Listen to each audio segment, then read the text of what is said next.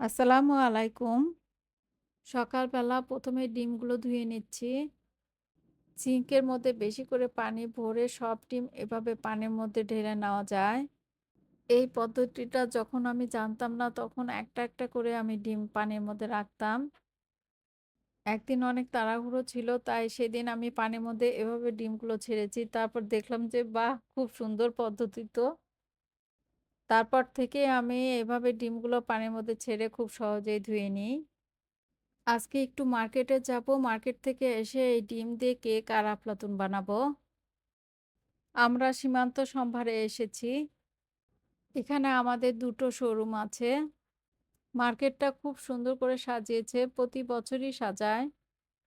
যেহেতু এখানে আমাদের শোরুম আছে তাই মার্কেটটাকে অনেক আপন লাগে।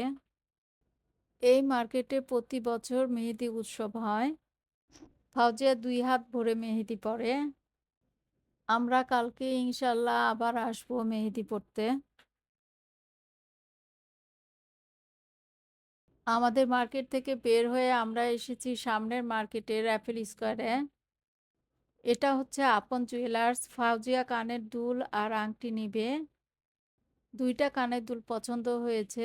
আমি বললাম যে, "কানে একটু পরে দেখো কেমন লাগে?" ২ কানে ২ টো পরে নিয়েছে।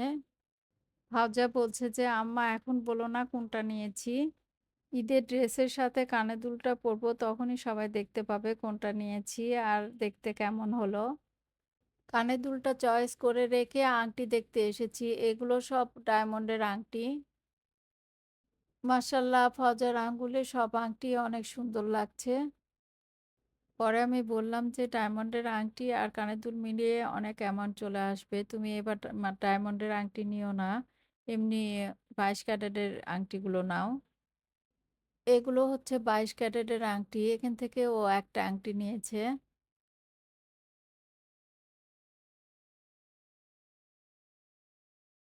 আংটি আর কানের দুল নেওয়ার পর আমরা আবার এসেছি আমাদের সীমান্ত সম্ভার মার্কেটে।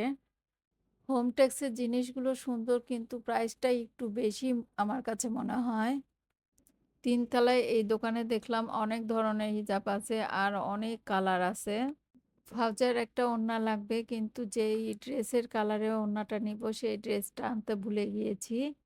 শুধু দেখে গেলাম কালকে যখন আবার মার্কেটে আসবো তখন কিনবো।